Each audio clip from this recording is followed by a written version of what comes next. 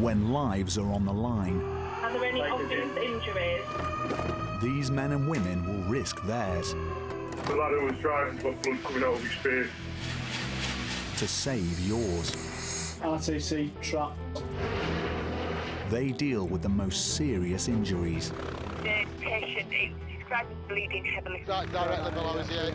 There's a lot of blood there. The most critical illnesses.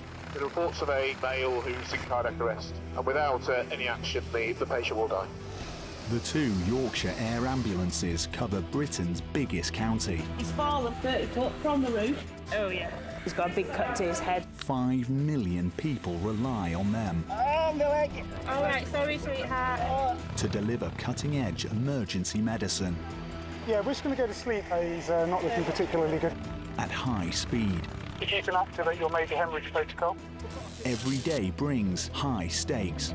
Without any dignity, let's just get him on the scoop and get out of here. He's clearly in a life-threatening and critical medical situation. High risks. Did you land flat on your back or did you land on your side? I'm quite concerned about his back, but he's in a lot of pain. And high drama. An enormous boulder fell off on top of me and crushed my leg.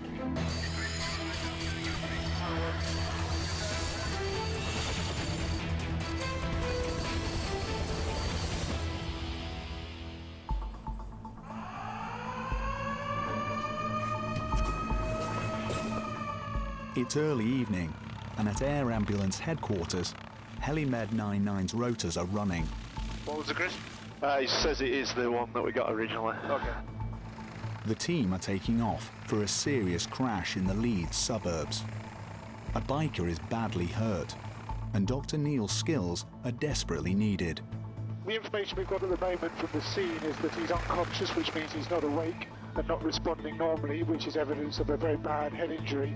And he's making abnormal, snory breathing noises, which suggests, again, that he's got a severe head injury, and in fact his airway may be obstructed as a result of that.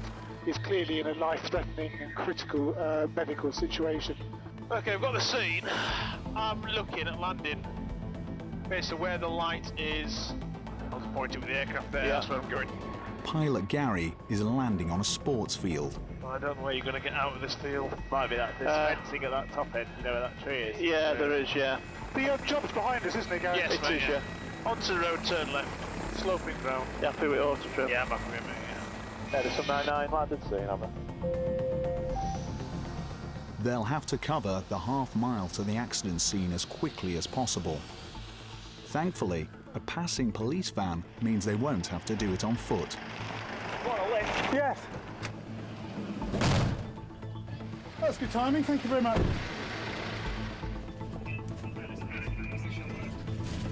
Just drop you guys here. So I can clear this road. Thank you. The bike and a 4x4 have collided at a junction. The 20-year-old rider is unconscious. Hi guys, no, go on. Oh, no, that's his bike versus that car. GCS3. Bleeding from his mouth and his nose. He's cyanosed. Right humerus has gone, left femur's gone, left foot's hanging off. Now then.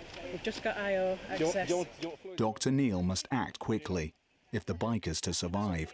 He's unresponsive with a radio, with a wrist, and he's hypoxic. Yes. So what we're going to do is we're going to do a rapid move from here to the cots. We'll do another primary and then we'll put him off to sleep, all right? So I'm going to come in and take his head, but without any dignity, let's just get him on the scoop and get out of here.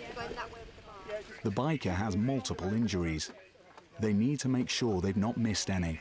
So that foot, Yes. that abrasion, That femur. that femur, This humerus. this humerus. Okay. Peripherally cyanosed. Okay, all right, good. And at moments of being a bit agitated. He has several broken bones and he's being given oxygen. Did anybody get a sat on him? 90 or 98, 96, 98 on O2. About top 80s on air. 96/98 on OT. Right, ready, raise, go. That's the main thing. Onto the scoop, there you go, over you go. The biker's pupils are dilated. It's a symptom of a serious brain injury. Got a decreased level of consciousness. Some obvious breaks to bones as well. His foot's hanging off. So we're just going to put him to sleep. He's not very well at the moment. Paramedic Sam is preparing to anaesthetise the biker here in the road. It's a critical procedure. The patient's life relies on a precise combination of drugs being administered. We'll put him to sleep, and then you're right, we'll think about a blood and some hypertonic.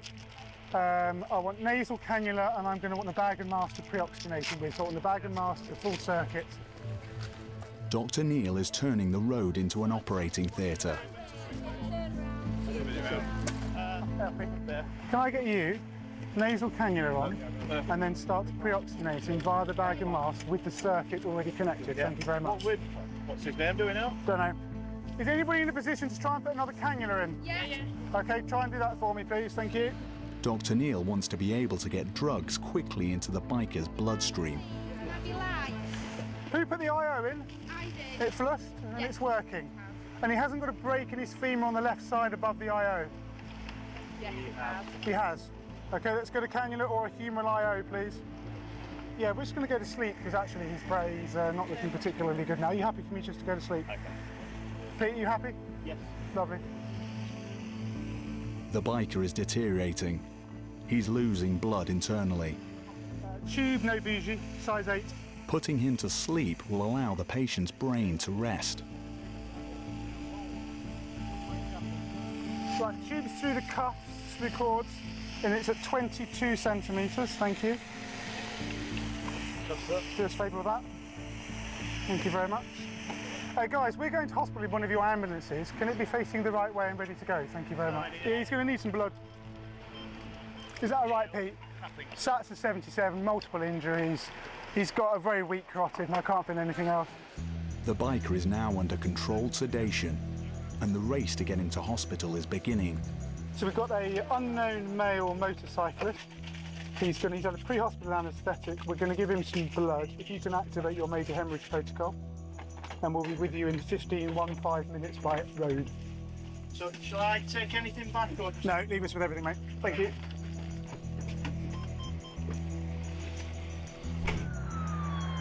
Their patient's survival is in real doubt. Tube's in the right place and his chest is going up and down. Yeah. Guys, if you can just go steady around the bends for us.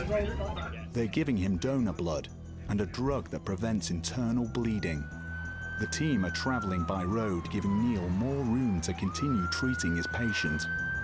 That's the only thing he's not had, Sam. I've not given him any more morph or Medalis since he went to sleep. Okay?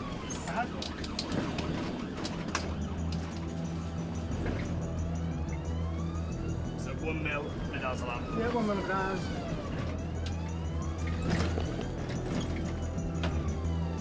Just hold it in your hand.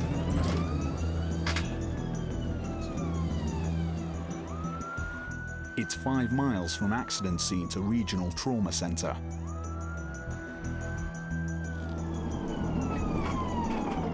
The rider's lungs are collapsing. Yeah, I know. They need to make incisions in the side of his chest to allow trapped air to escape. These cuts will help the lungs re-inflate.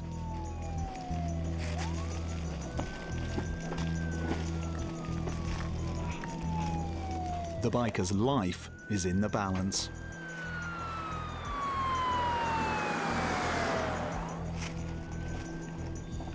Oxygen saturations in his blood are falling. And his blood pressure is also low. It's definitely decompressed. I just can't get my finger into... It's taken just 7 minutes to reach Leeds General Infirmary, and their patient is about to become the sole focus of 20 doctors and nurses. The trauma team must now take over the battle. Dr. Neil's assessment will be critical.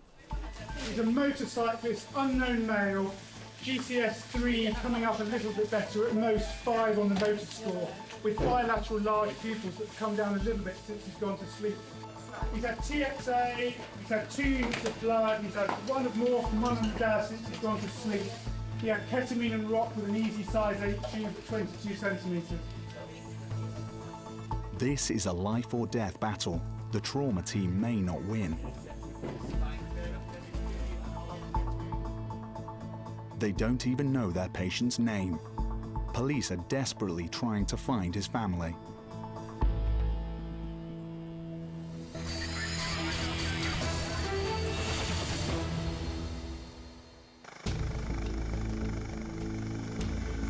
I'll do a very gentle hover taxi back and then we'll depart, initially turning left into wind. Everyone happy? Alright, good left. At the North Yorkshire Air Base, Helimed 98 is preparing to fly to the victim of a freak accident. Good night Alpha, Roger, refuel point left to your discretion, surface wind 02018 knots. Paramedics Tyrone and Paul are racing to the rescue of a lorry driver who has had a serious fall. Pete said he's run cornerback and he's in quite a lot of pain with his back. He's got abrasions to his head as well. So, well, what he's put on here is a query fall from lorry, and the patient is in the sawmill complaining of lower back pain, abrasions to head, still on the floor, screaming in pain. It's quite difficult to establish sometimes when someone's screaming out in pain exactly where their injuries are. He could have head injuries, he could have what we call distracting injuries, so he may have some major injury somewhere, but potentially a shoulder injury may be distracting him from a pelvic fracture or something like that. So we need to decide first of all what injuries he's got and whether he triggers going through to a major trauma centre. Okay mate, so I've got domestics all around. I'm going to go over those power lines mate on finals and put you up in the top corner of that field. Guard open there on that van. Yeah, happy with that. Be cleared on this side. Okay, levers fully down. You are clear to unstrap. Clear down, Thank you very much. The team have touched down at a sawmill, where a delivery driver has fallen from the back of his lorry. Hey mate, how you doing? Yeah, good, thank you. Paul's 48 years old, he's tripped over that, over that ledge and come backwards down onto here. Okay. He's a small head injury at the back of his occipital there, just yeah, you can see him. with a bit of a gash. Paul Grimshaw is in a bad way. Their patient was found by workers in the yard. I was painting the doors over there, and I heard a kind of like a noise. I wasn't quite sure what it was at first. I ran over and he was laid there on the floor, and I ran straight in and asked the guys to phone an ambulance. Whereabouts is your pain worse? It'll be below back. In your lower back. Okay, can you move your legs for me? Can you feel your legs? Yeah? Okay. Paul is lucid enough to describe his injuries, and there is real concern they could be life-changing. Did you land flat on your back or did you land on your side? I landed flat on my back. Flat on your back. Okay, mate, no worries. The plan is then, guys, we're going to give him a little bit of morphine first before we move him. Okay, are you listening, Paul? Yeah. We're going to give you a little bit of morphine before we move you. Okay, and if we can, we might as well, while he's in this position, get the scoop ready, and we'll just roll him straight onto the scoop. Okay, and then once we've done that, then we'll immobilise him and just take him in a helicopter. Paramedic Paul fears his patient has broken his back. One wrong move could paralyse him. Right, Paul, listen, I'm going to give you some morphine, all right? And every few minutes, that cuff is going to go tight on your arm where I've done your blood pressure. They need to keep his back as straight as possible to minimise the risk of damaging his spinal cord further. Okay. Yeah. Are we ready? Yeah. Ready, brace, roll. This is a delicate procedure. Paul's life could depend on it. Okay. So I'll take over his head. Okay. You got it? Yeah. Yeah, please. Paul, just relax your head for me. You can't. I need salt under my head. Yeah, we're going to sort that out. Is that as far as you... Is that... Yeah. Oh, right, okay, so we need quite a lot under his head then. So just taping your head down, Paul, okay, to stop you from moving your neck. The team are trying to discover the extent of his injury. The further up the spine the break, the more the loss of movement. Can you squeeze my hands for me? Really, really tight. Don't worry about hurting them. Squeeze them as tight as you can. Keep going, keep going. Okay, well done. His hands are working, but his grip is weaker than his rescuers would like. There's also concern about his head injury. The back of the head is very vulnerable. So what we're going to do is then we'll walk him head first, because we need to load him head first anyway. Okay, so if we get hold of an area, okay. Is this corner? Yeah, that's fine, yeah. Just grab hold of somewhere on the yellow scoop. Are you ready, guys? Okay, ready, steady, go. I know, mate, I know. He's still in a lot of pain. Ty, just get that morphine out of there, mate, will you? If anyone needs to stop, let us know. We can always put him down and then swap sides, all right? They're going to fly Paul to Hull Royal Infirmary. Yeah. Is everybody all right? Yeah? Okay. I'm quite concerned about his back. As I was feeling down his back, he was complaining a lot of pain. from his neck down, but particularly around his mid-area of his back, just between his shoulder blades, and he has got quite a step, so as you're feeling down the back, you can feel it coming out. So I'm expecting some form of vertebral body damage to his back, which obviously is concerning when he's got this chest pain as well. I want to make sure he's going to the right place by taking him to a major trauma centre. His chest isn't expanding as much as what we'd normally expect, so I'm also considering that he may have some form of a neck injury. So he's quite poorly at the minute. He's fully alert and talking to us, but he's in a lot of pain. You all right, mate? Right, more things there. I'll put your... Sound, I can give him the rest of that anyway. Paracetamol up. Is it running? Yeah. Okay, sound. So, are you happy? Yeah, I'm happy. Yeah, cheers, mate. Paul's injury will require surgery. Okay, happy in the back, Paul? Yeah, good, mate, thanks. Okay, coming up there.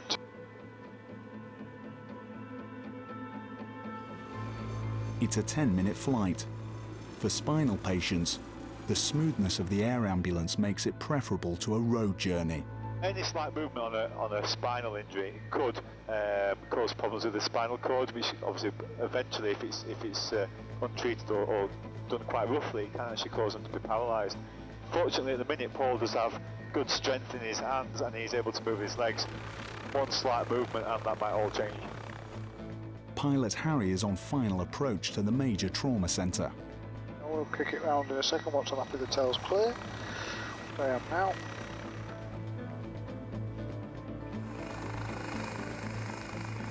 Clear on strap. Thank you. Unfortunately, Hull Royal is the last major hospital in Yorkshire not to have a helipad next to A&E. Put your right arm in, Paul, if you can, bud. To watch that, Harry.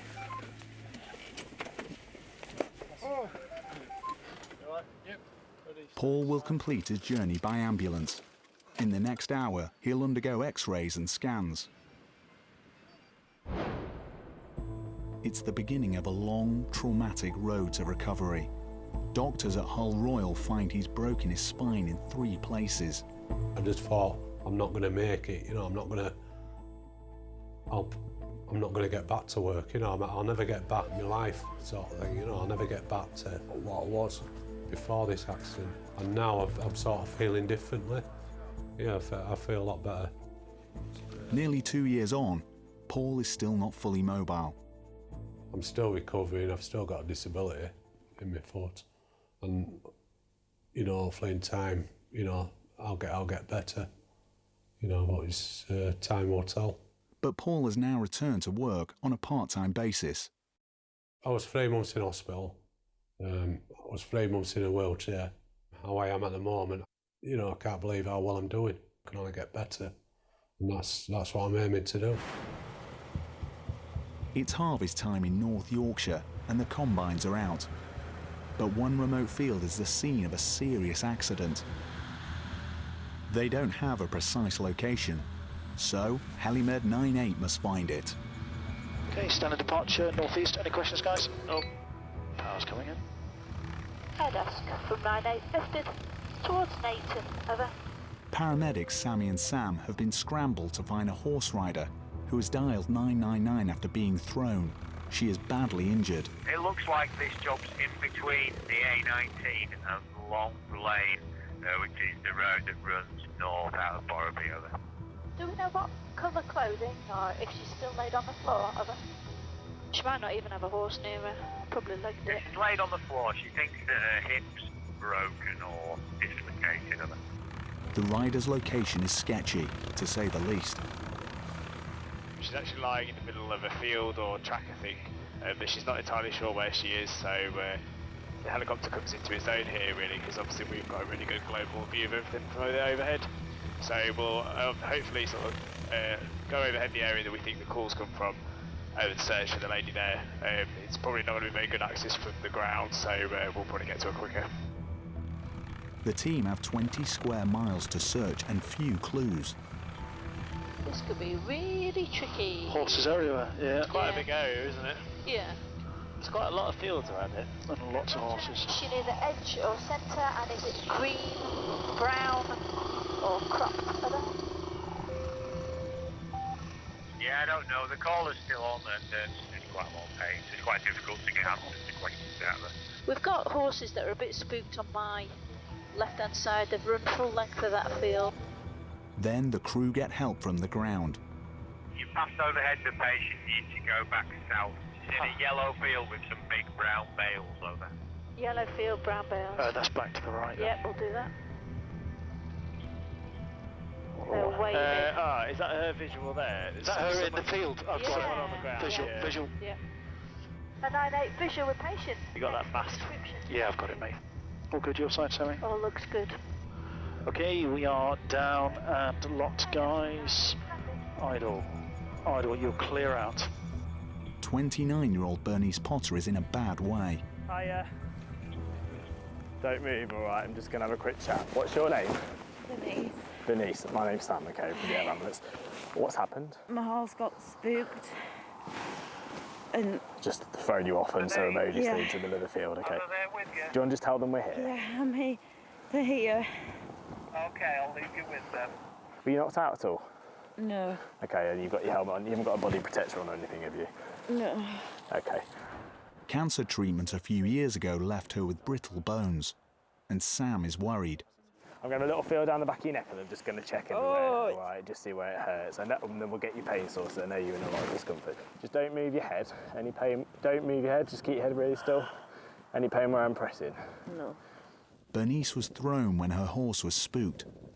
A couple of locals have managed to get hold of it. Is that the horse that's been missing? Yes, so I'll take it. I don't even know the lady. We'll sort that out in a minute. We're just doing a quick top to toe, so. Can we just borrow you? Yeah, of course. Do you mind just coming and holding her head? It's just to stop you from moving your head and your neck, all right? She's not got any pain. So literally just either side of the head, that's it. Just nice and gentle. It's just to encourage her not to move it, that's fine. Sam is concerned Bernice may have a spinal injury, as well as a fractured femur or hip. They're going to have to handle her with extreme care. Her medical history makes this a very difficult case.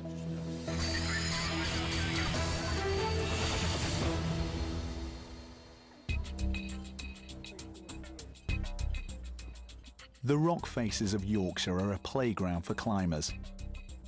Hundreds spend their weekends pitting their skills against the terrain of the Peak District and the Dales. But every year, an unlucky few need the air ambulance. First standard class 2 departure out of here, westbound. Any questions, guys? No. Power's coming. Helimed 98 has been called to an accident on a hillside in the Three Peaks. The north of Yorkshire, we've got a huge area of sparse hills, mountains and moorland that people love to explore, and it's beautiful and it's great. Obviously people need to be well prepared if they're going to go out. You know, it's quite easy to lose your footing, fall, break your ankle, break a leg or worse. DCA 3 o'clock 300. Oh yeah. They're circling a rock face near the village of Ingleton. That's the patient. Mark's touching down on an uneven patch of moorland.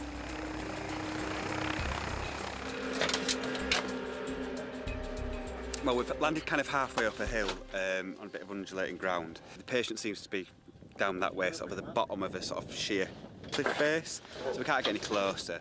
This is difficult terrain in which to carry out a rescue. So we're just going to have to walk and maybe do a little bit of scrambling. We'll probably need mounted rescue to help us extricate the patient either down to the ambulance or across to us. Paramedics Adi and Tyrone must pass an annual fitness test. See me, see you. For obvious reasons. I feel like my boots need tightening up a bit. The accidents happened at the foot of the rock face. Hello. Becky Howard is an experienced climber who fell victim to a freak accident. What's happened? An enormous boulder fell off on top of me and crushed my leg. Were you stood or have you come down? I was coming down, I was nearly at the bottom. It was that massive one over there, the size of a fridge. Becky's leg is badly broken and she's stuck on a treacherous scree. OK. We'll start getting pain relief sorted out. Mountain rescue there. They won't take 2 minutes to get up here. We'll probably know something. Yeah, probably will. And then we'll work out a plan of how we're going to get you out and where we're going to go with that. Is that all right? And they can work out with helping you secure and things. Mountain Rescue know this is a dangerous place, The boulder that hit Becky weighed more than a ton. They also know their patient. Becky, what have you been doing there? A massive boulder just fell on me. All right. Can you wiggle your toes, Becky? Becky, wiggle your toes. I'm trying. The team are worried the break may have cut off the blood supply to her foot. Good cut brief on the pulse there. Thankfully, it hasn't. No, I'm just saying a good pulse and a good cut brief. So yeah, good. Okay. Getting Becky off the scree is their immediate priority. So we're going to go down this angle path that you're on. Got it, yeah. To that ash tree. there. Yeah. Straight down the scree. We're going to minimise the time on the scree. Yeah, got it. So if you can get a rope down there for me, Simon. Down the bottom, downwards from there, yep. When she's not climbing, Becky works as a vet. Next time you're treating one of your cattle now, you'll know the feel, won't you? I know, well, I just shoot them if they did this. Well, I won't tell you what Tom said.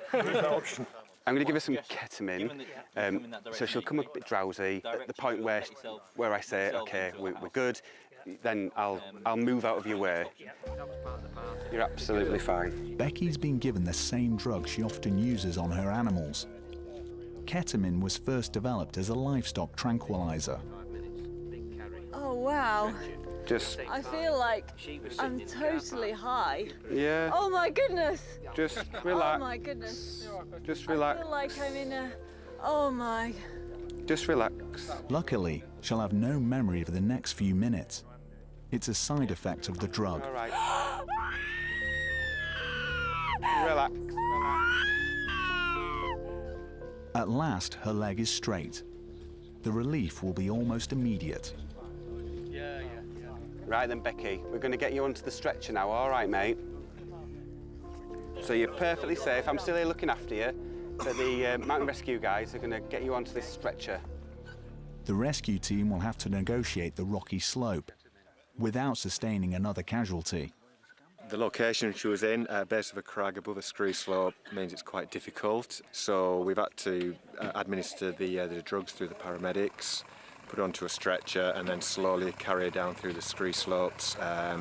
So we just use some ropes just to secure her and make sure she's safe.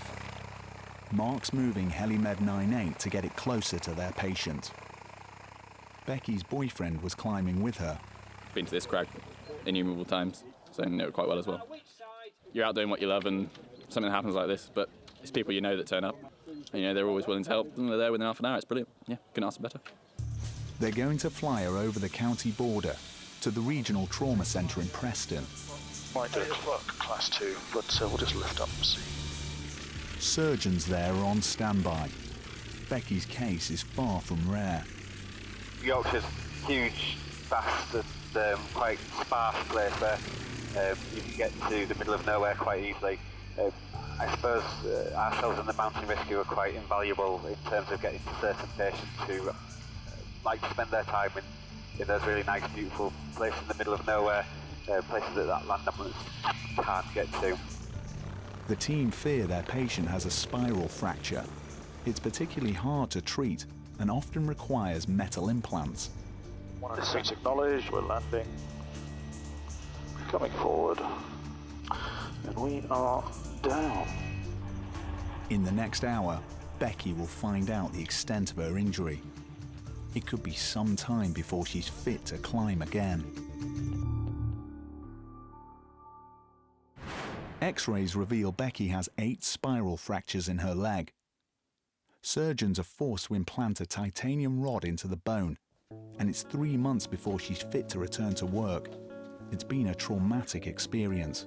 A big square section of rock just fell towards me, and I don't really remember falling, but I remember rolling like a rag doll down this stony hill, and that I couldn't stop myself. I didn't try to put my hands out or anything like that, and I just kept rolling. I remember getting faster when I was rolling, and I also remember being really acutely aware of this massive, loud, fridge-sized boulder coming behind me. There was no sort of conscious effort to get out of the way. It was either it was going to hit me or it wasn't. And she's counting her blessings. I was so lucky. I was lucky I was still wearing my helmet when I rolled down the hill, so I got a black eye, but I didn't hurt my head at all. I didn't have any other injuries. And if it had hit a child or anyone else, it could easily have killed someone. It was so big. So yeah, I do feel really lucky. Back in the Vale of York, the team are trying to stabilise badly injured horse rider Bernice.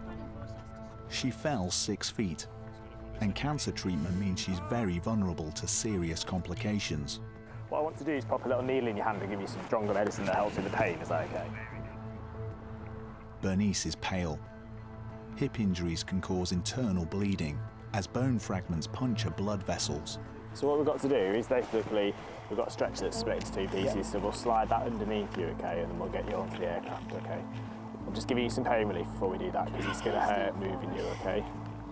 Just keep your head still for us. One wrong move could paralyse Bernice. We'll still block her head, but we just won't use a collar. All right, will you stay nice and still for us? I'm just going to hold your head while Sammy takes your helmet off, okay? Okay, you just look straight up. So no moving your head. Steady.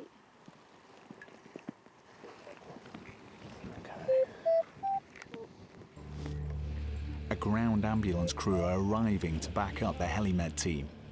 Their help will be invaluable. Hello. Hi, you all right? How are we doing? So this is Bernice. She's fallen from a horse. She's got some access, she's had some morphine. So we just need to get her packaged on the scoop. We'll get her on the aircraft and we'll take her to James Cook. Yeah. Okay, so we're going to roll onto your poorly side, but very, very gently, okay, and slowly. Let me know when everybody's got a bit. Literally 10 degrees. Ready, steady, roll. And ready, steady, back. There we go. Bernice's spine is being kept straight to avoid further injury to her back. I know. Okay, deep breath now. Ready, steady, roll. Okay, on lift, ready, set, lift. They're taking her to the major trauma centre in Middlesbrough. Okay, we just lift and slide, guys. Ready, set, lift. Okay. She may owe her life to her own cool thinking. This patient has been amazingly resilient. She's dialed 999 herself. She's actually probably dislocated a hip, if not fractured a femur. Very uncomfortable injury. It's a 20-mile flight to the James Cook Hospital, and the morphine is beginning to wear off. Sorry, I didn't mean to shout. It's all right. You can shout as much as you want. Pilot Mark will have Bernice in hospital in 7 minutes, once a fully fuelled HeliMed 98 is airborne. Quite heavy, guys, so it could be a bit of a slog up to 130 feet. Roger. Bernice is still in quite a lot of pain with this hip injury. The problem with the hip is that we can't relocate that joint, so it's going to be quite painful and going to cause quite a lot of discomfort on the way into the hospital until that can be fixed in A&E. So at the moment, it's just a case of giving her a lot of pain relief, quite strong drugs, and obviously just trying to keep her comfortable. We put some padding underneath her leg to help support it in the position it was in as well. It's quite turbulent here. She's bouncing off the pad. We are down. Bernice's hip will require treatment in the operating theatre, and her accident could leave her with a permanent disability.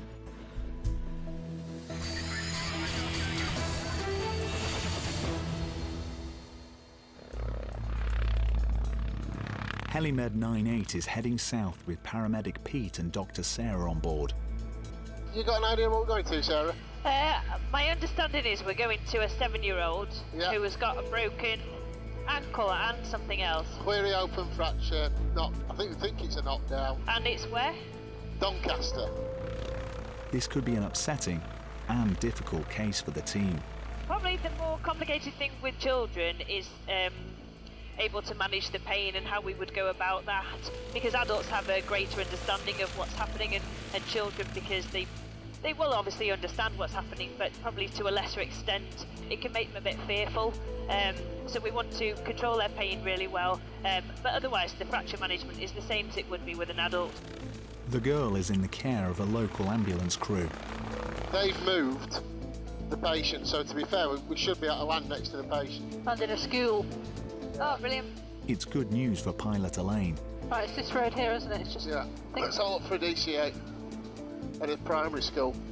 Oh yeah, there's at the 9 o'clock now, there's an ambulance. Elaine's a former paramedic herself. She understands the urgency of this case. Some places need marshalling and some you don't. Paramedics have driven their patient a mile from the crash scene to the playing field. What's your name? Kayana. That is a beautiful name. Kayana is 7 and remarkably cheerful. She was coming across the road with Dad. She was clipped by a car by its back wheel, so she was hit on the foot and. So she ran into the car as opposed to the car ran into her? I would say so, yes, because I was shouting, screaming, "Stop!" Yeah. As you do. Her dad, Keith, saw it happen. So what I need to do is just have another really super quick look, and then we're going to make a plan of where she's going to go to. All right. Is that all right if we crack on? I've seen the car clip her heel. I've seen her fall to the ground, and an instant instinct was to get her away from the danger and get to the pavement and then assess the injury. And at first I just thought she'd clipped the car, but then when I seen the blood I thought, oh goodness, it's worse than I thought. Can you wiggle your toes for me, please, bud? That's brilliant, thank you. Can you feel me? Can you feel me touching your toes? Dr. Sarah must see the wound. We're not going to mess with this. We just want to have a bit of a look. Is that okay? Yeah? We'll be so careful. If you need to breathe any of this medicine, you can breathe it, yeah? Did it make you feel dizzy? A little bit dizzy, okay. Made you feel smiley, didn't it? Did it? Did it make you laugh? Because it's laughing gas, that one. Is this a wet or a dry dressing, do you know? Dry dressing. Could we have a wet version, please? Thank you. A large section of skin is torn from the bone. Okay, so we've got a bit of degloving, haven't we? Dr. Sarah's concerned the injury has reduced the blood flow to her foot. She could lose it. Has she got a dorsalis pedis? It's going to be that vessel there, so it should go there. Try not to... Wiggle too much. There's no pulse. Oh, that's quite nasty, isn't it? But there are other signs blood is reaching Kayana's foot. No, I can't feel it. So, but that's okay. Yes. But a cap refill's great, but I can't feel dorsalis pedis. Are you all right to cover over? Paramedic Pete needs to dress the wound and put a line into her arm. Very colour code. Pink. Yeah, pink's a bit big for you. It's yellow, okay? Just screenshot it. The wound is deep. Nice. It's because this is nice big breaths. Good girl. That's Caroline's well done. Brilliant. Sarah's calling Sheffield Children's Hospital. I've got a 7-year-old female. She's sustained an open fracture of her left ankle with quite a bit of degloving over the anterior surface of her ankle. So she's got a splint on, she's got a wet dressing on her ankle, she's now got some IV access. Pain-wise, actually, we might give her up some paracetamol, but she really is just totally happy and chatty. She's doing really well, really great. Not many kids will let you put a cannula in, especially when yellow's not the favourite colour. But unfortunately, the pink one was a bit big for her. They're going to fly Kayana 15 miles to paediatric surgeons. Ready, steady, lift. And Dad is doing his best to reassure her. There we go. Wonderful. Are you coming? Of course I am. Have you got a finger that I can see? Where have we got a finger? Where's a finger? There must be some fingers somewhere. Yeah. Do you think you can stick your finger all the way in there? Yeah. Are we in? Yeah, that side. I hope that's not the finger you pick your nose with. Oh, gosh. I hope not. Children need a different sort of bedside manner. OK, we're going to slide in now, Kayana. Just watch your arm.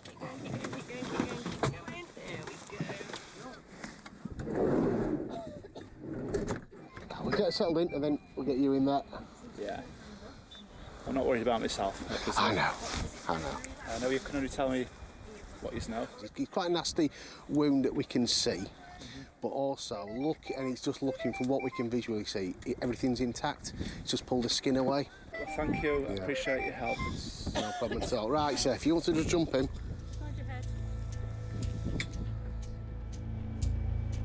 Is she all right? Yeah, she's great.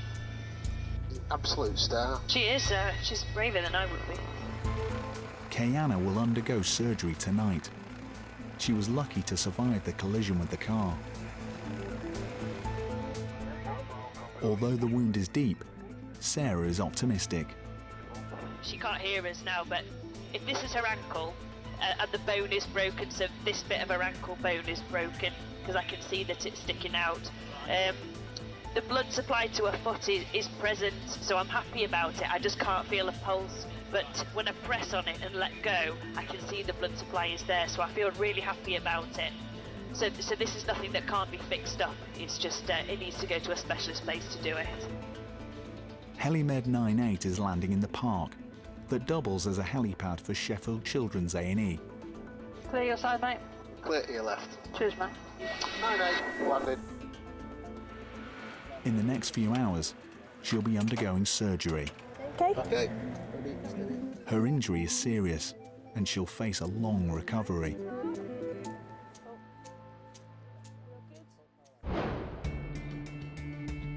Doctors build a steel cage around the wound, and it's left in place for 2 months.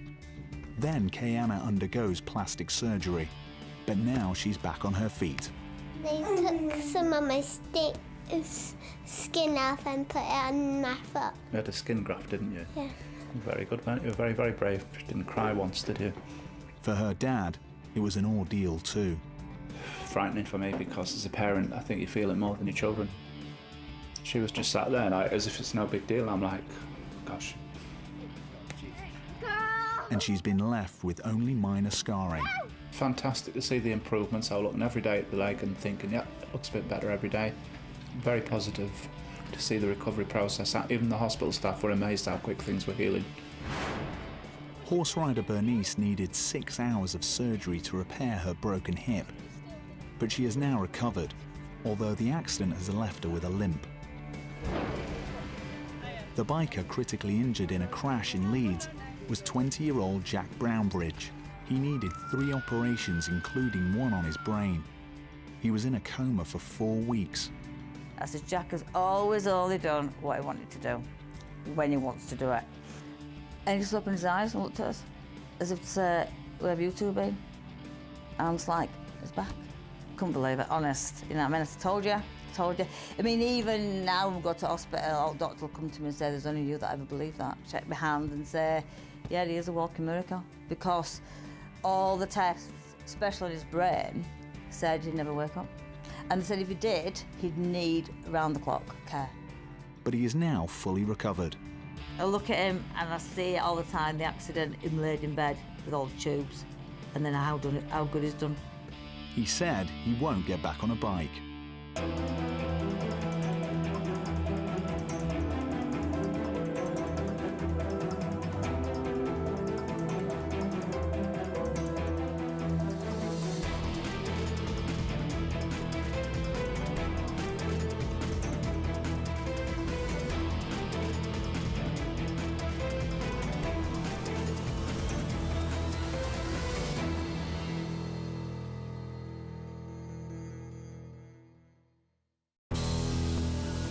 When lives are on the line, Are there any obvious injuries?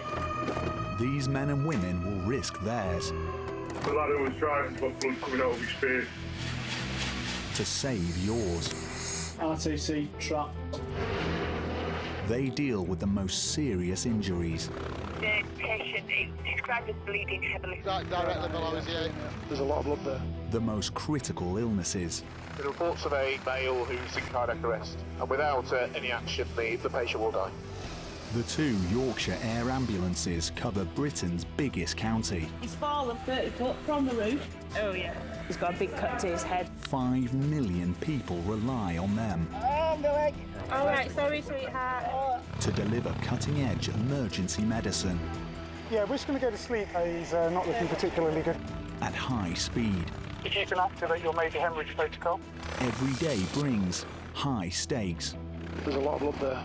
That really is a hole. Unfortunately, the handlebar of the bike's gone into the top of his thigh. There's a couple of big vessels there, and we think he's probably punctured one of those. High risks. Stay there! Hey! Stay there! It's basically gone for this jump between these 2 buildings and not quite made it. I never wanted to do this, Doctor. I was thought you did. You were right. And high drama. Pump the chest hard and fast. 1, 2. Yeah, they're doing CPR. What happened? Passed down. Went down onto his knees.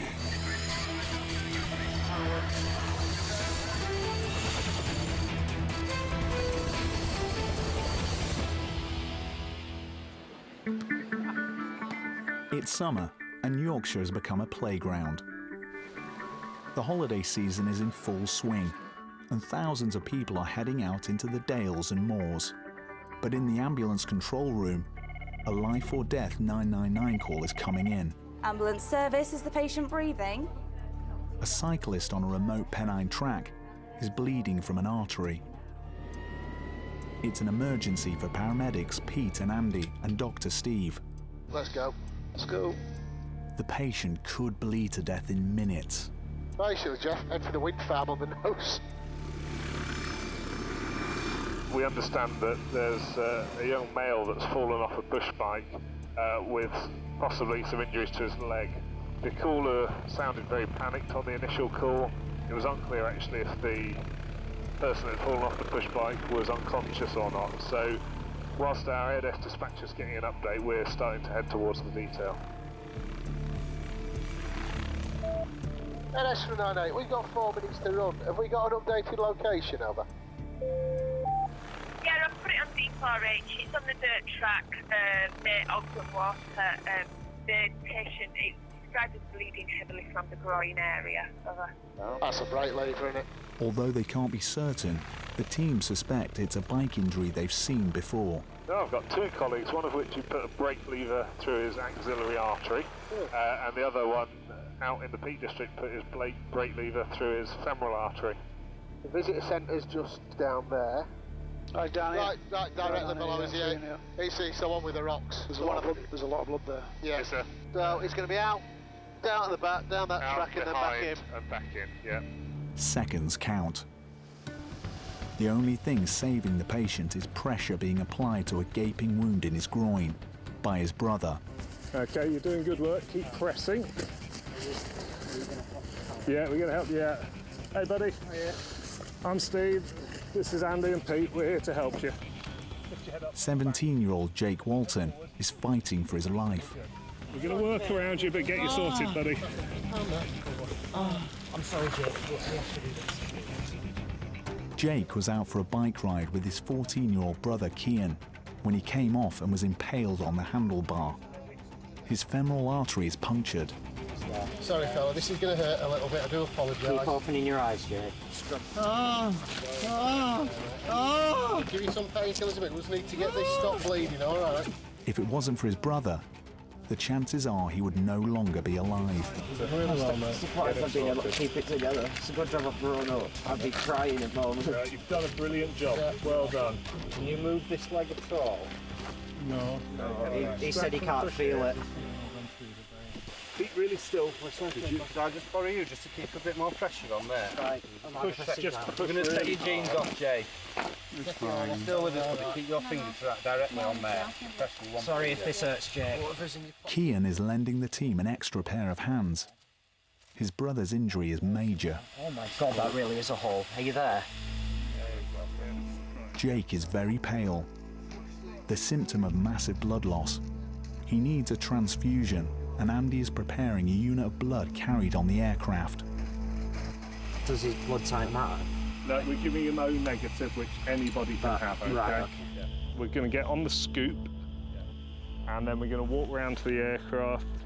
Best route's going to be walk down and back up, I think, just given the slopes involved.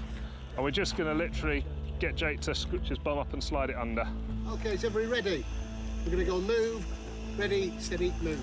Sorry. That's it. As far as we need. Good. Time is of the essence. Blood isn't flowing properly to his lower leg.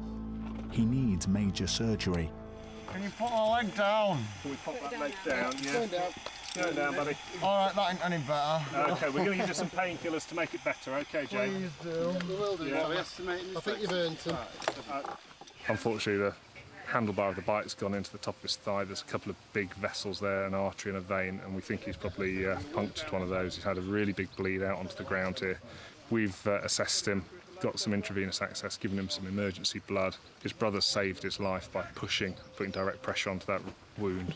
Jake's on his way to the major trauma centre at Leeds General Infirmary. His brother has done all he can. You do realise you've saved his life, don't you, mate? Never thought of myself like that, but you did a good job. Thank you. Dr. Steve must monitor Jake's blood pressure. We all happy in the back? Yep. Cool. Lifting. It's holding up well, but that may change. This guy obviously lost quite a lot of blood. It's really hard to estimate the full amount. What was clear when we lifted him is there's some really big organised blood clots underneath him. So although his brother had been doing a great job at stemming the bleeding, it bled out a lot, which makes me suspect that there's a vascular injury to the artery or the vein. Vascular surgeons have been called to resus to await the helicopter's arrival. Okay, Jake, we're at the hospital now, okay, buddy? Won't be long till we get you sorted. The fight to save Jake's life is beginning. He's still seriously ill. Okay, Jake is critically bleeding. He's got a hole in his femoral vessels. He's bled out a huge amount on scene. The best blood pressure we've had is 80. He's currently 70. He's been mentating throughout, but he's critically bleeding.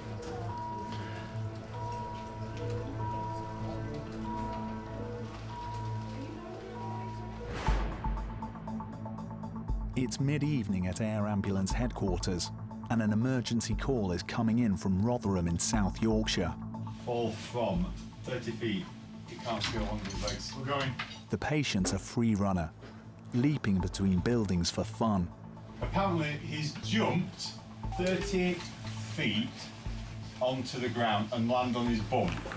He's badly hurt. The team are using military-spec night vision goggles, NVGs, to help them see in the dark. Confirm your NVGs are working. They are. So mine. Engines bust to flight. Guarded. Confirm. Doors and answers. Closed and secure. It's a 15-minute flight, and pilot Jeff is checking in with air traffic control. Helibet 9, Alpha Doncaster radar, good evening. Just at nostril 5 on board at 1,500 feet, 13031, moving down to Rotherham, destination service. Paramedic Lisa is online trying to find a landing site. If we can't land at this car park we've spied, you're going to have a right trek. Hopefully the car park will be empty. They're circling a town centre supermarket. So it's somewhere where those red lights are, isn't it? Somewhere in amongst all that business. Left red lights to the left. Visual. Yeah, I think it's still moving though, isn't it? It is, yeah. Yeah, car park's right directly below us, more or less. So where's the actual job then? See the ambulance coming up now, 2 o'clock-ish. Yeah. I can see the ambulance making its way along the road. I'm just trying to find out where that is now. See that junction that the ambulance is moving towards? Yeah. It's up there. Right. The team must look out for obstacles, using the helicopter's steerable searchlight. The empty bit of this car park's right up in the top left-hand corner, so I'm just going to get over the lights. The supermarket is still open, and shoppers are in the car park. There's 2 people just at our 3 o'clock walking towards us now. They're going to a car there, stopping, clear. You've cleared those lights to the left. Roger, cheers. But just as Jeff's about to land, a driver decides to start up. There's a guy just in your one. Yeah, he's going to run over. He is. His car is yards from the rotor blades. Al must act quickly. Stay there! Hey! Stay there! Stay there! I'm getting out. Yeah. Get back! Get back! It's driving away now. It's a moment of relief. He could have killed himself and the crew. Now the team must get to their patient.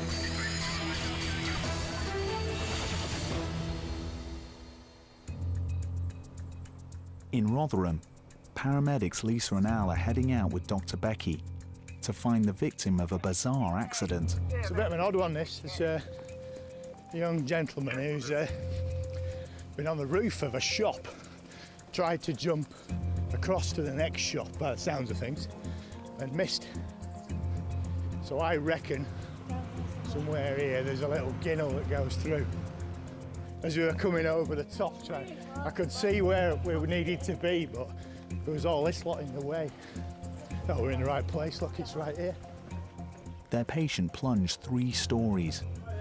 Hi there, how are we doing? This is Josh, Josh is 18, he's fallen right from the top. Right, okay. Trying to jump onto there, which is what he does. Yeah. He's completely incapacitated. Landed like this, not knocked out. Okay.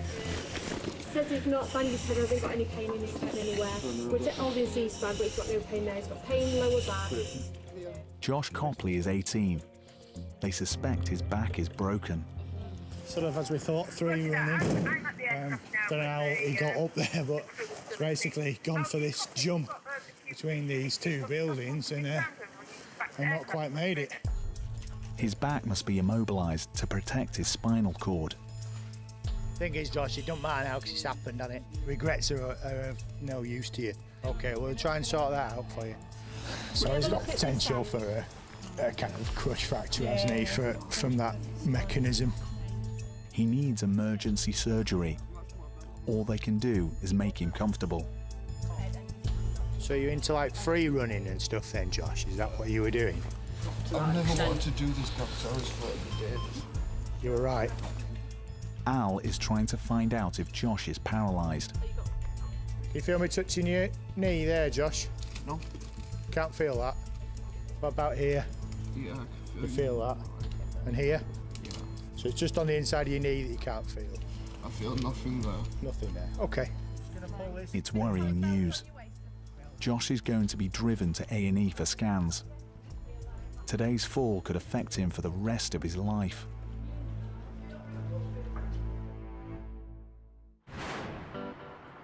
At the Nostell Air Base, it's another day on standby for the crew. But this morning, there are some special visitors. Biker Jake Walton, his mum, dad, and his brother Kian. Nice to meet you. Thank you very much. The last time paramedic Pete saw Jake, he was fighting for his life after losing 2 litres of blood. I'm doing fine, thanks. Yeah, I obviously wouldn't be sitting here right now if it worked for you, so it's all fully functional. I've got all my movement back and everything now. Jake underwent 3 operations and needed 4 units of donor blood. Did it look pretty bad? Yeah, a little bit. Nobody spoke for about the first 5 minutes when we got to you, but I was packing stuff into your leg and. Yeah. Did you pick my leg up and wrap it then? Yeah, a bit of it. Yeah, that well hurt. Yeah, that was so painful. Because I remember when I first fell, I don't take things severely. I just think I'd be right. It was an accident that was almost fatal, but at first it seemed innocuous. I just felt the back end go, dug in, flipped me over. All right, yeah, not bad, scraping down on my arm. Yeah, this is okay. I can't remember anything going into me, don't remember that. And I just remember landing on my back really hard and just seeing my bike tearing out of me and just blood. But that's when I realised it was serious. All right, so that's... Kian saved his brother's life. I've never been in this situation before where there's so much pressure on me, and I didn't really feel any of it. I just got on with it because that's all I need to do. I thought I was going to die, and I looked at Kian and I went, I think this is it. And Kian was like, no, no, and I was like, I think this is it. And then about 5 minutes later I heard the helicopter, and that's when I was just fulfilled with hope. So it's obviously Kian's, reason I'm here. Jake recalls the day in surprising detail. I just remember looking out the back of that and just seeing the caravan campsite and all the people who'd had to move their tents. I'm like, all right, thanks. You got in, I just went, see you in a bit, Jay. Yeah. He also, when the helicopter first came over and you were coming over, he goes, that's the coolest shit ever. And then I just hear, and I'm like, oh, helicopters here, yes. And he's like, I hope I get a go in it.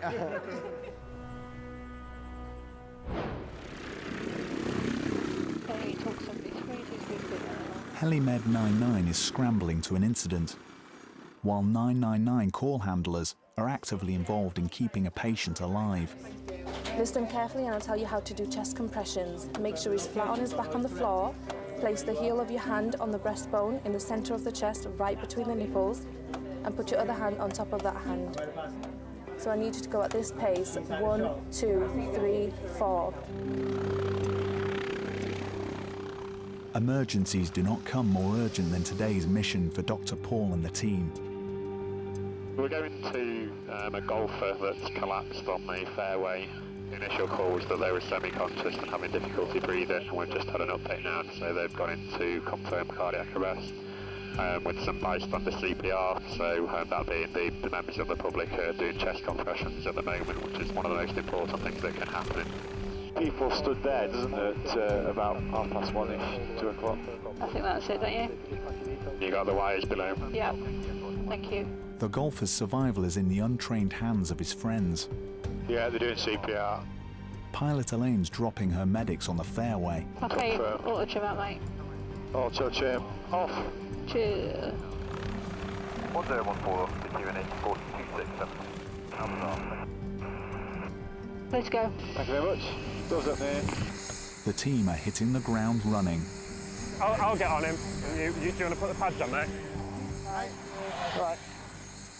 Peter Cross collapsed halfway through a round with his brother Les and 3 mates. Somebody else want to go next? You're going to be knackered, aren't you, mate? Can you cut his shirt off for me? His heart is fluttering uselessly. Only chest compressions are keeping blood flowing to his brain. What happened? He was down, went down onto his knees. Hold on for me. Peter's rare medical condition could be the cause. It can make the heart beat too quickly. Just stop, mate. Do rhythm check. Hold on. Yep, VF, mate. I'll carry on. Be in charge. Tell me when you're about to shock. I will do. Okay, everybody just stand back for me. Peter's receiving his first shock. Okay, so charging now. Okay, everyone stand clear. Shocking. And ground paramedics are now here to back up the team. Okay, no output. PEA. Continue CPR. Watch the ETCO2, Paul. 3.6. Paramedics Paul and Al, with Dr. Paul, are leading the battle to save him. So just in terms of swapping over, guys, we're going to minimise time off the chest, okay? Okay, so straight on for me. Okay.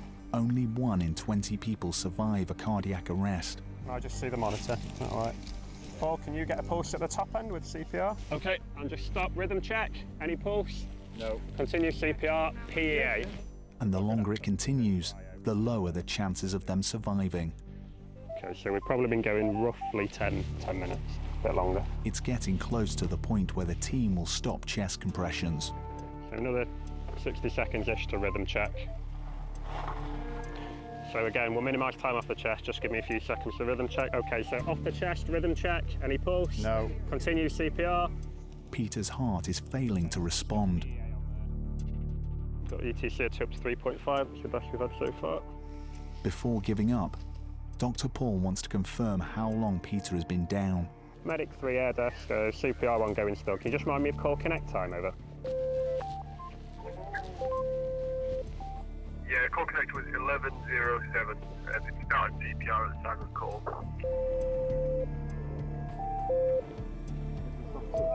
Yeah, Roger. It's a terrible decision to have to make. And then just straight on the chest. Good. From call connect, we're now 25 minutes down the line. He wants the whole team in agreement. Anything else anybody wants to do, feel free to shout up, however silly it may sound. Anything else we should be doing, anything else anybody can think of. Unless there is a miracle in the next 2 minutes, Peter will be declared dead.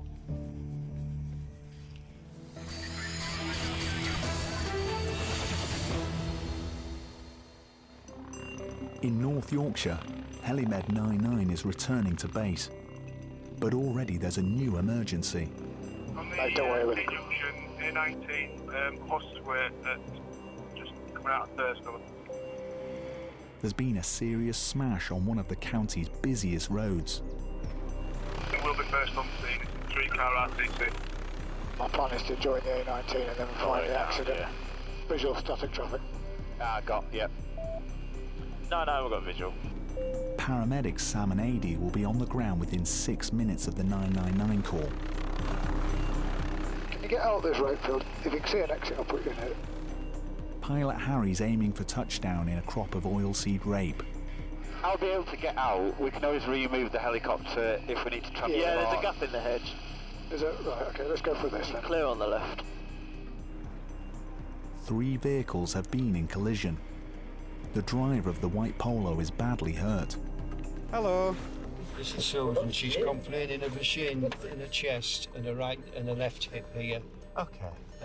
Susan Binks's neck is being supported by a witness with first aid training. Can you remember everything that happened, Susan? It's gone on a couple of times. She doesn't know. She's asked a few times what happened.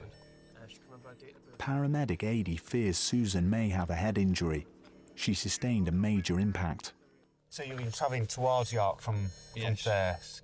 I was following the VW when the large van on that side hit the back of the pickup that pushed it into the VW, and that was about it. It all happened in a split second.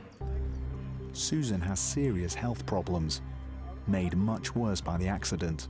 So you say you've got some pain in your chest when you take a deep breath, just around there. You take medication for blood pressure. Anything else? What do you take it for? Can you... For cancer? Where's your cancer? In your lung? OK. But you know me quite well with it? Yeah, OK. AD must handle his patient with extreme care. Firefighters have arrived to help. How are we? What do you need from us? I think we might be able to help her out if the door's If we just off. open the door. These guys here are from the fire brigade, so you might hear some banging. That's just them, OK, so don't worry about it. Susan's car is being cut apart. As well as a head injury and suspected broken leg, the pain in Susan's chest is an added concern. Harry's moving the helicopter closer to their patient. She's got some chest pain, seatbelt, she's got some leg pain. I'm not sure if she's fractured a leg down here. I've asked fire to take the door off to see if I can get her out this way first before we start taking the whole lot off. So, what I need to do is work out how much pain this leg's in. OK, do you think you'd be able to stand the leg or not? No, it's very painful when we touch it. We've taken the door off, but it's quite small still, OK? So it's going to be quite difficult to get you out the side. So we're going to have to take the roof off the car. Don't worry, the car's knackered anyway. OK? And then we'll be able to lift you out of the car. They're going to gently slide her from her seat onto a rigid spinal stretcher as soon as the roof is removed. AD's giving his patient pain-killing drugs in preparation for the move. Yeah, just confirming, plan is to take this lady by air to James Cook. We're still extricating her from the car at the moment, she's still trapped. We're going to take you out of the back of the car, and then we'll put you onto the hospital stretcher, then we'll have a really good look at you, and then we're going to take you up to Middlesbrough to the hospital, all right? Steady, steady, slide. OK, level the board. Susan lives locally. Her husband Michael and their son have driven to the scene of the crash. Susan, your husband's here. No, don't worry about anything. You're fine. You're going to live. We're concerned that she's had a bump to her head and she's a little bit confused. And because she's a little bit older, people when they get a little bit older don't manage to compensate quite so well for their injuries, so it's quite important that we take her up to James Cook rather than the local hospital. It's feared Susan's injuries may make treatment for her existing cancer harder. You're clear on the left, got wires on the other side of the fence. Sure. Coming up and back from here. And it's now that we've lifted routes into James Cook. I'm just going to come off the hand if that's alright, Harry. Yeah, that's fine, thanks.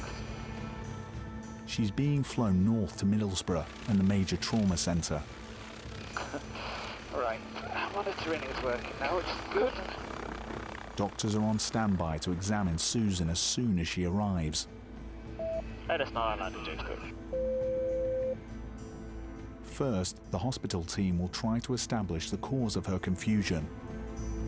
Susan's a 71-year-old female who suffers with essential hypertension and cancer lung, left-sided. She's got a lot of pain in her neck. Come down to her chest, she's got pain to the right side of her chest. Come down to her left hip, pain, a little bit of swelling, no neurovascular compromise to the limbs. All right, thank you. Susan's outlook is uncertain.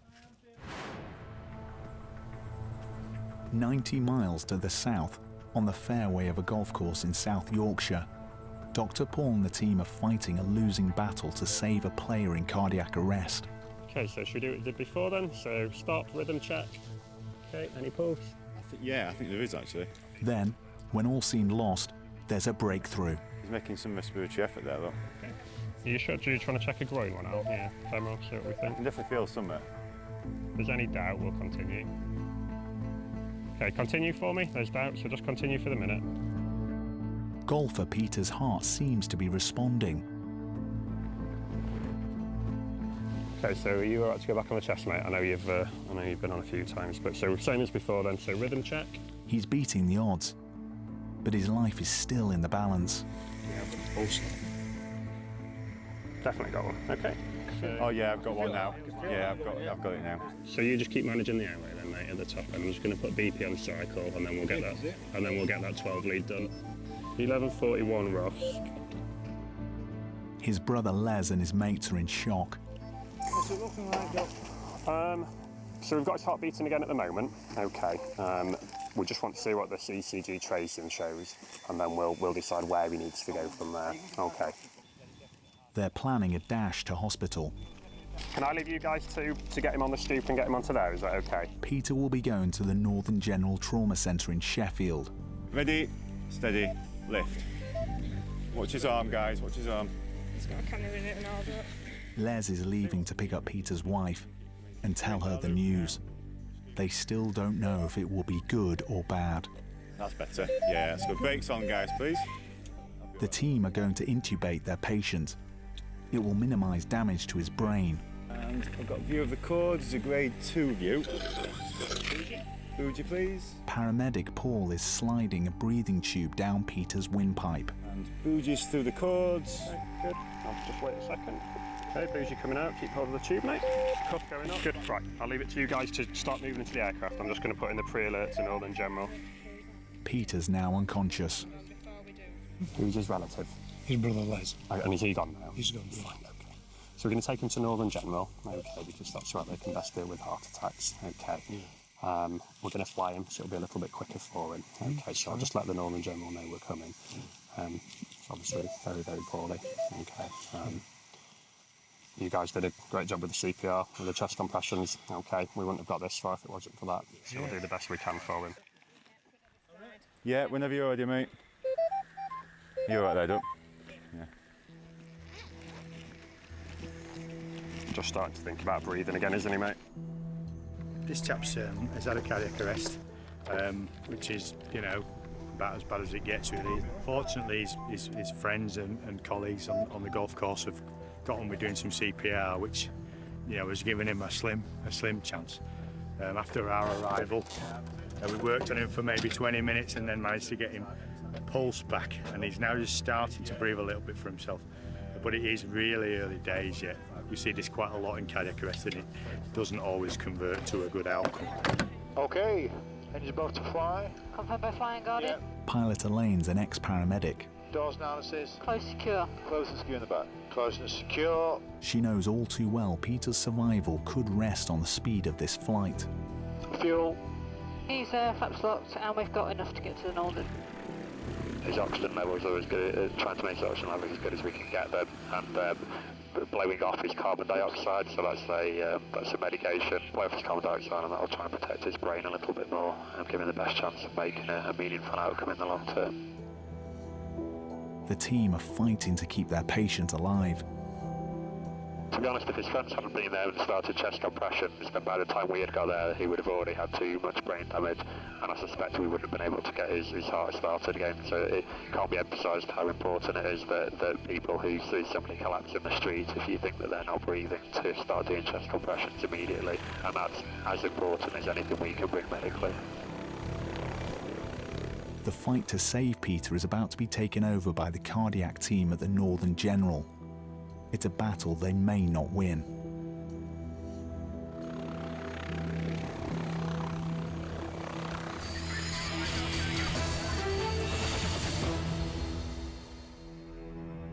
North Yorkshire has more woodland than the New Forest.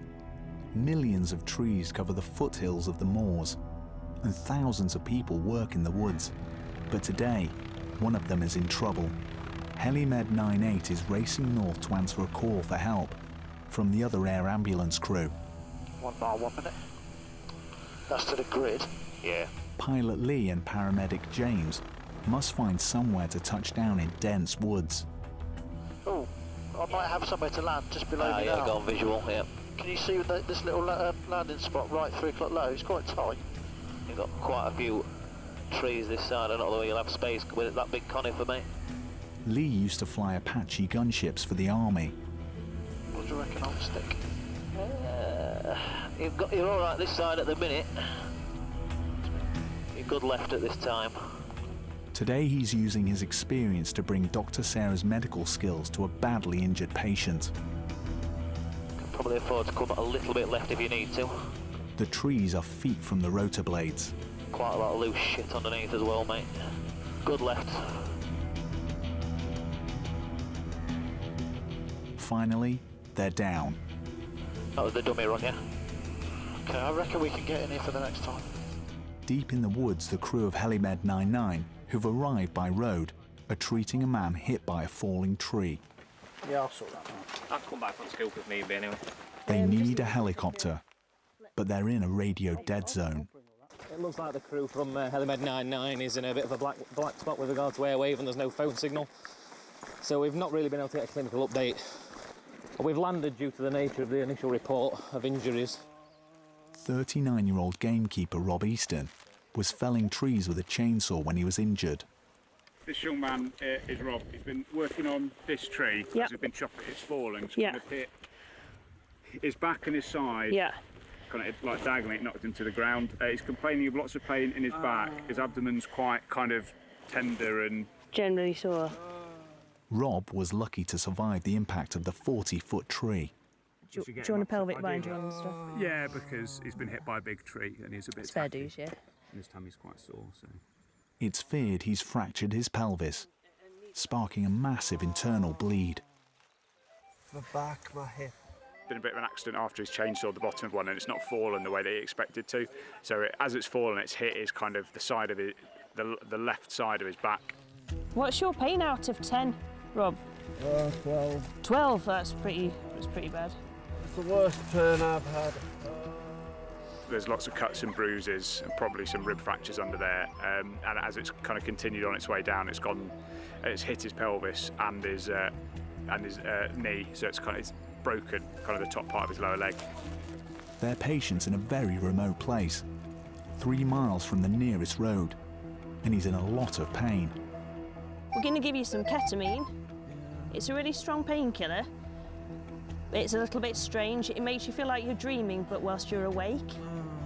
Okay, when we give it, you need to think of something nice, okay? Because that's what you'll dream of. All right, sweetheart. He's at the bottom of a ravine, and the team will need help to get him out. Are we happy without a collar then, just some blocks and a bit of tape Just when we some get block, it? yeah. My neck is fine. I know, sweetie. That's great.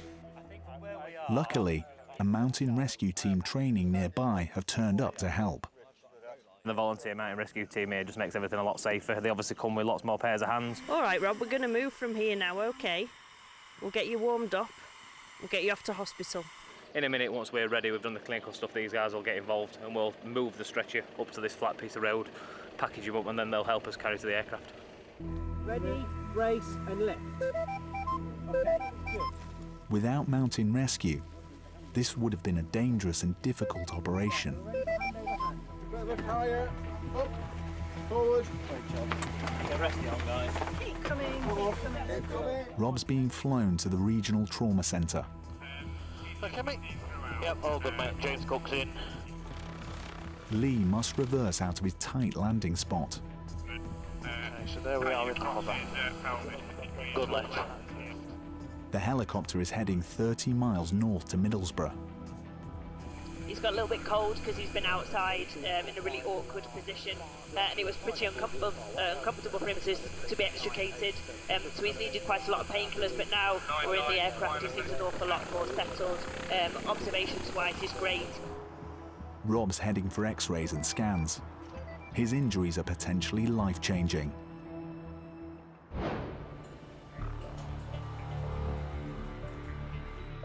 At the airbase at RAF Topcliffe, it's time for a snack, but meal times are often interrupted by an emergency.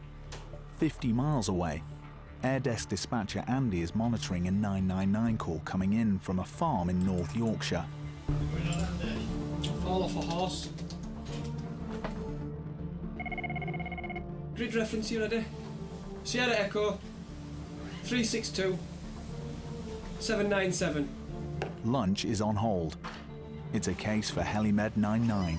Helimed 99 Alpha, Topcliffe Tower. 4 aboard, We'll call ready for lift. We're outbound to Baldersley, just a couple of minutes down the road. Pilot Mark will have his medics with the patient in less than 3 minutes. Okay, 101 below the blue, 2 green still now.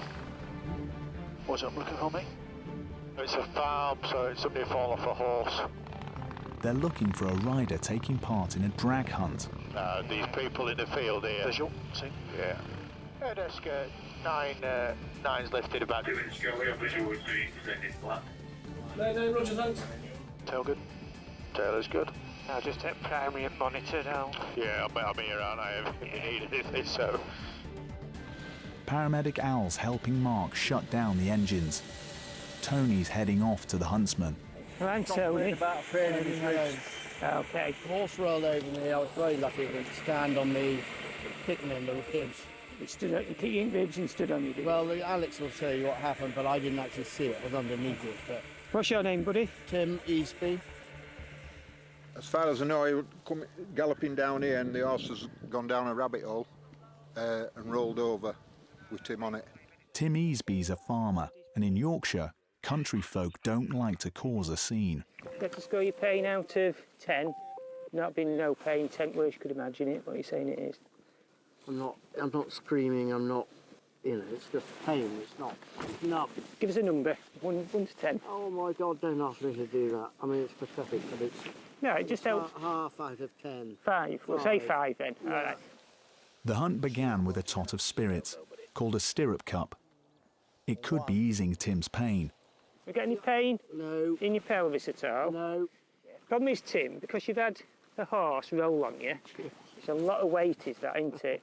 Okay? So what we can't do really is exclude the fact that you have hurt yourself a bit, all right? So because of that, what we will do is we'll put you on a board to move you, and you will need to go to hospital for them to check you over, okay? Okay, I don't want to cause you any hassle because you've got far bigger fish to fry. It's no hassle, matey. Tim doesn't want a fuss, but his injuries could be serious. So what we'll do is we'll lift him up a bit, we'll come to you a touch, and at the same time just slide that under. Ready, steady, lift, and just to me a bit. Just to me with patient touch, that's it. And down. Back in. Looks like he's been fairly lucky. He's had quite a soft landing on this terrain. And a little tot of whiskey he's had this morning is probably helping with the pain a bit as well, so that's good. They're going to fly Tim to hospital for x-rays. It's a precaution. A broken pelvis can cause fatal internal bleeding. So what we'll do is we'll lift, we'll go off into the 4 o'clock and then lift up because the horses are still there. Yeah. Any questions, guys? Okay. Okay, power's coming in. Tim's symptoms sound minor, and he'd usually be taken to the local hospital, the Friarage in North Allerton. But it's decided he'll be flown to the regional trauma centre instead. NS99's on approach, Temscott. It means that when Tim lands, he will have trauma specialists on hand to look at his pelvis. Okay, all good my side. The team's patient is heading into resus. Got it. In the next hour, doctors will give their verdict on his injuries.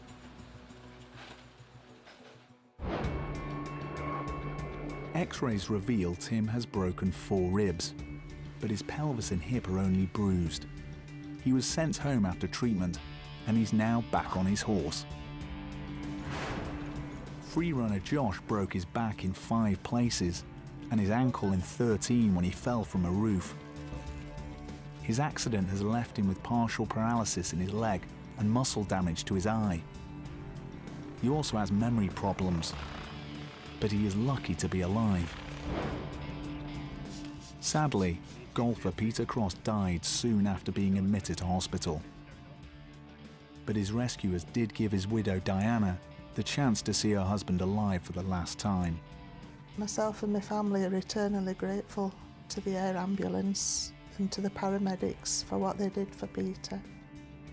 And when Peter did pass away, we could actually be there to say goodbye to him. Peter suffered a brain bleed that led to a stroke, but Diana consoles herself knowing he died playing the game he loved. They just played the first hole, apparently. They'd had a wonderful few shots between them, and they were really pleased with themselves. And Peter turned to Les and said that he felt dizzy, but he didn't actually get the full word out, and he collapsed on the floor. And Diana wants his story told to highlight the importance of learning CPR and living every day to the full. You never know what's round the corner. That day for us completely changed our lives as a family. So you should live every day as if it's your last and make the most of it.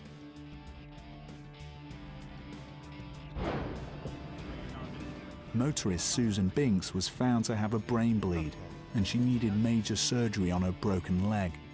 The accident has also affected her memory.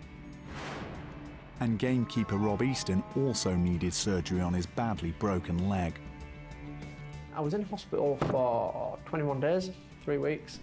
Broke my lower leg and ankle in 5 places. I had a burst fracture to my lower vertebrae in my back. But he's now back at work. I haven't quite made 100% recovery yet, but I'm getting there all the time. It gets easier every day.